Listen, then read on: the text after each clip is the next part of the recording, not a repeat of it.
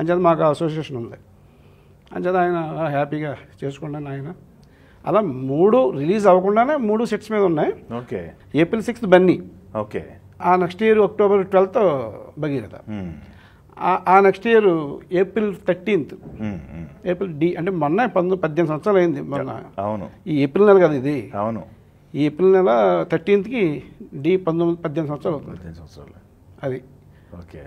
ఆ 3 అయితే నాకు భగీరథ కొంచెం డబ్బు విషయంలో కొంచెం యాక్సిడెంట్, అది కొంచెం ఎక్కువ పోయింది. పెద్ద మొత్తం పోయింది సార్. బన్నీలో ఎంత వచ్చిందో అంత పోయింది. ఓ, బన్నీలో దాదాపు 2 కోట్ల పైన వచ్చింది నాకు, నా షేర్కి. అంతా పోయింది. ఓ, అంతా పోవడం కాదు, కొద్దిగా ఎక్సెస్ పోయింది, ఎక్స్ట్రా కూడా పోయింది. కాస్ట్ ఫెయిల్యూర్ సినిమా అది. భగీరథ దాదాపు 9 కోట్లు 8 కోట్లు ఖర్చు అయిపోయింది. బిజినెస్ రికవరీ వచ్చి 6 కోట్ల చిల్లర వచ్చింది. ఓకే.